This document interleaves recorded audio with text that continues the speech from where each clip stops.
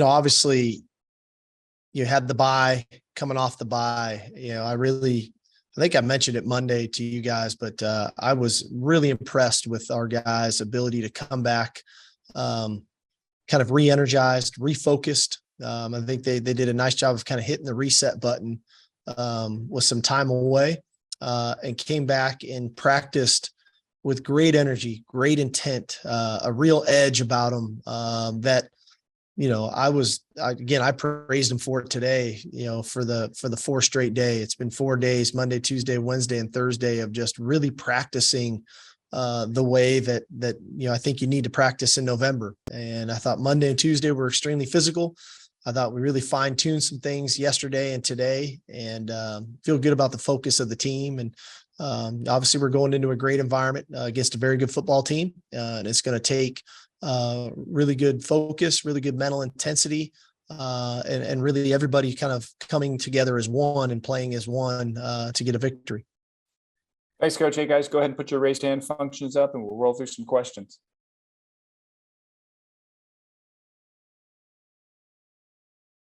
Kirk, start us off. Steve, everybody that's seen him play appreciates Deuce Vaughn. He's such a unique player. Is there any special instructions you have to give your defense to be particularly mindful of in defending him? I think there's probably 2 main ones. One, you need to know where he is.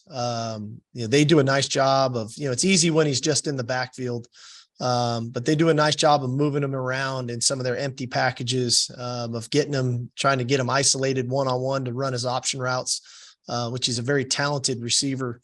I think 2, you can't expect one guy to get him on the ground.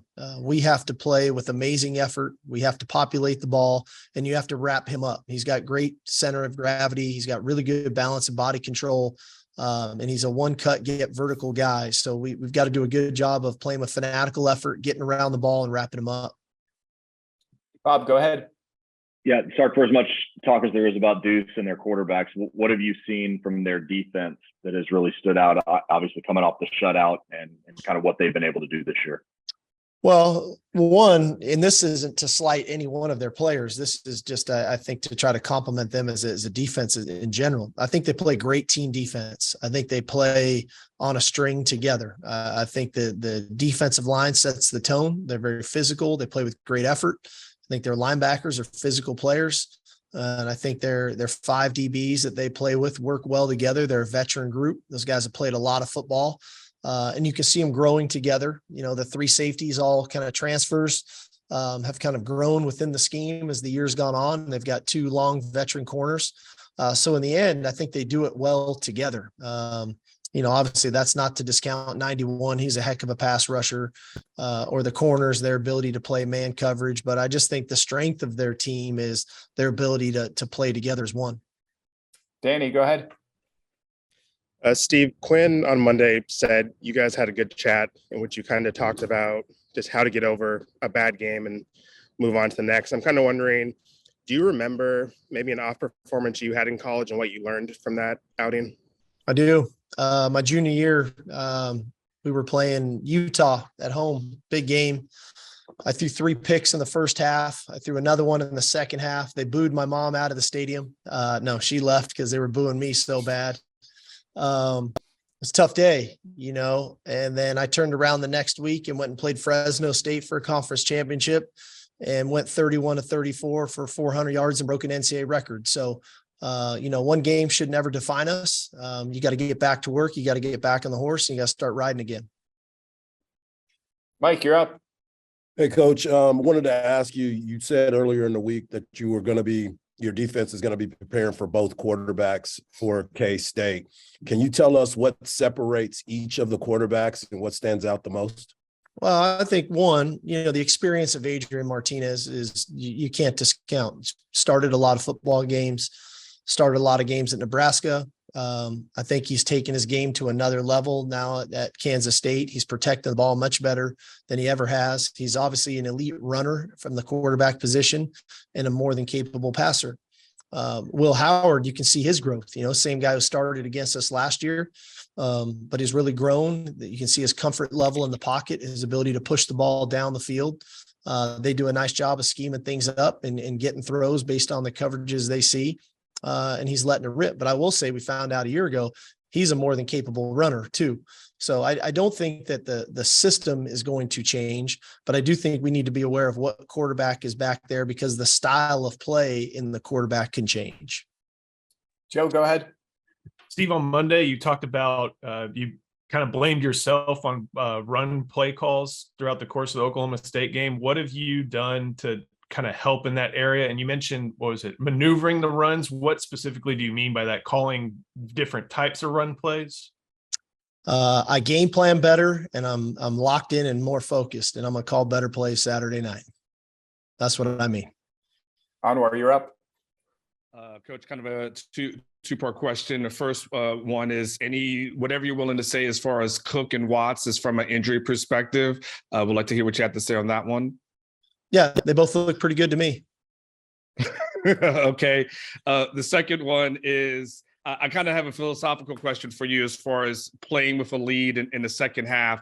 Can you talk about, the challenges that maybe kind of presents as a play caller, doing the things that kind of got you there, but maybe teams are starting to figure out your tendencies versus switching up to maybe like an obvious run call where they know, hey, this is what you're going to do. Like, how do you start to figure out as a play caller what to do to kind of just finish off this game and kind of get back home with the win? I think like anything, first of all, every game takes on a life and a personality of its own, right? It's, you playing with the lead and it's, 17-14. Are you playing with the lead and it's, 38-24? What type of a game are you in? How is your defense playing? What's been effective for us offensively? I think at the end of the day, that's part of being a good play caller is calling the necessary things to win a football game. And when you have the lead, I think the natural objective is okay, what do we need to do to win the game? All right. Is it one, slow it down and squeeze the clock? Does that mean we're going to run it more? Or is it two, continue to attack at a really high level and try to outscore them? But I think a lot of that is predicated on the style and the personality of the game that you're in. And hopefully you're well-versed enough offensively to do either one, have the ability to run the ball when they know you're going to run it, which is something that we preach, or have the ability to stay aggressive within the game plan and run and pass and take your shots and do those things because, that's what's going to be needed because of the way the other offense from the other team is playing. Ryan, you're up. Coach, you mentioned over the bye week how you have to capitalize on the opportunity you have moving forward. What specifically does this Kansas State team and game as a whole kind of have for your squad this week? Well, this is a heck of a challenge. This is a good team. We're going on a road into a great environment for college football at night. So I think the opportunity for us is to show the resolve, the resiliency, the togetherness that we have. I think it's to show the team that we are, the capability that we have. We've got really good players. I think that we've put together a good game plan. Ultimately, we have to go play the game. And this game, quite frankly, is probably going to come down to a handful of plays, and we can't always assume those plays are going to be in the fourth quarter. Some of those critical plays may be in the third and the second quarter. So ideally, execution has got to be at a high level.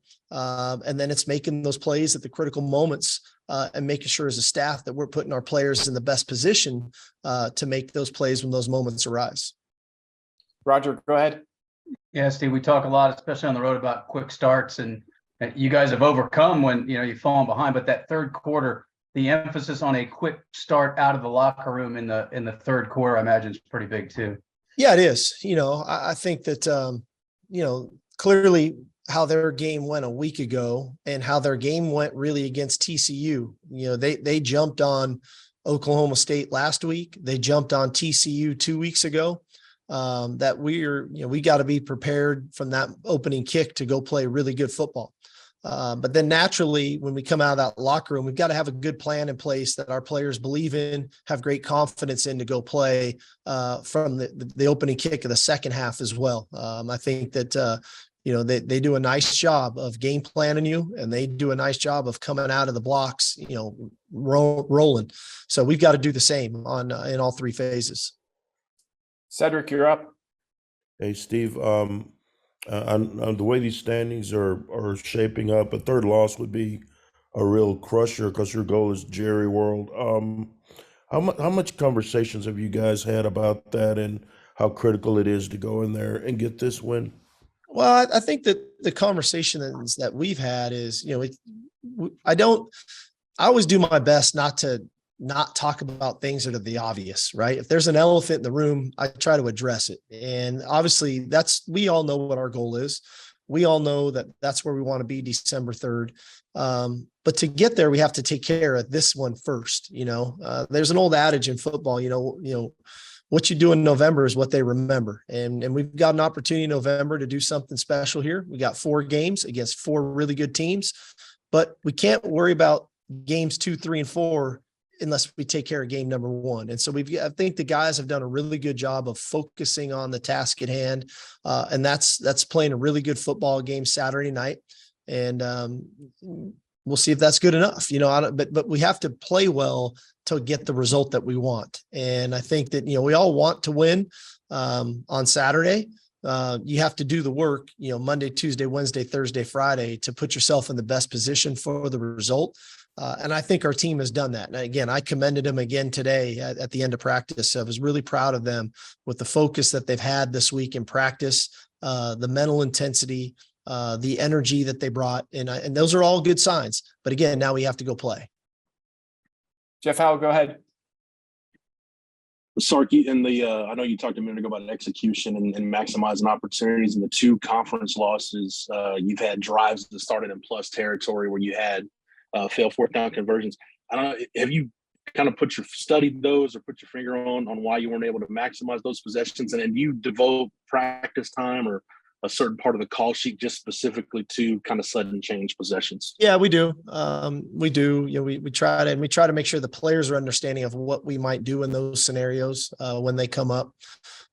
Quite frankly, we haven't done a great job of that as a team in general. Even the Iowa State game, we get the block punt in short range, and then we end up not moving the ball and missing a field goal right at the start of the game. So I think it is something that, again, when you go into a bye, you try to look at all aspects of your team. And that definitely is an area that, we want to capitalize on, that we can take advantage of the short field, whether it's a turnover, a block punt, a big return.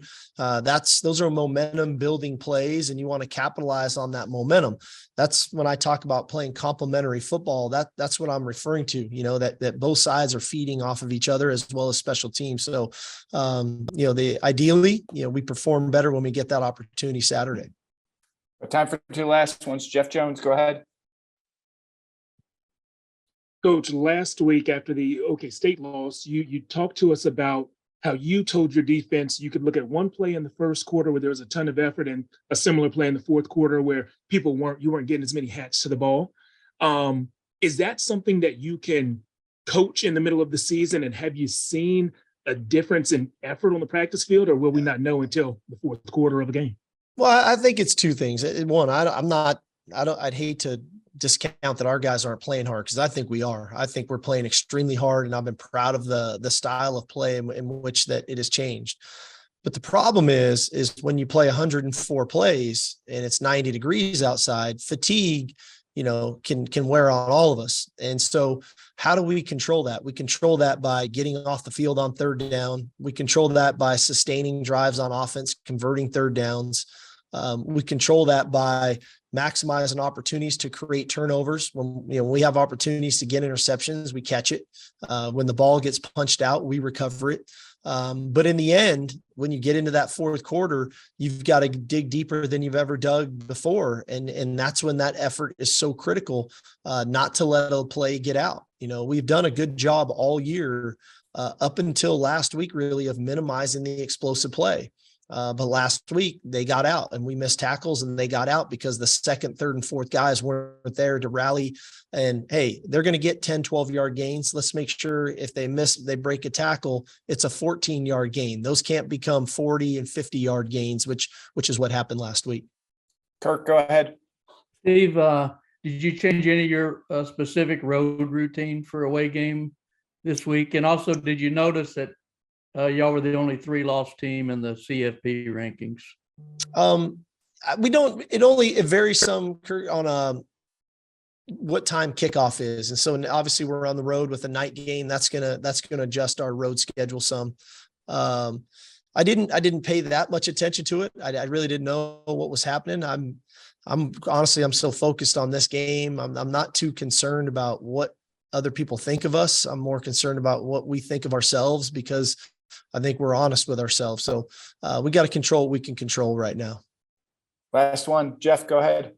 Yeah, Sark, just real quick. I know we talked immediately after the Oklahoma State game about defending the middle of the field defensively and just your disappointment with that. Just didn't know what was done or what the focus was to address that during the bye week and this week in practice.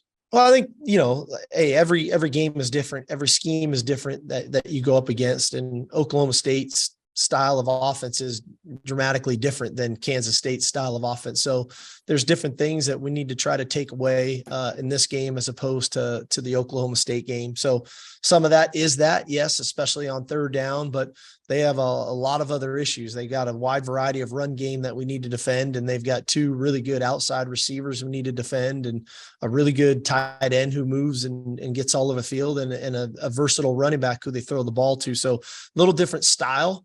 I think in just kind of generically speaking, sure, we can't give up the in breaking routes on third down. But these guys present a whole nother set of issues than what Oklahoma State presents to us.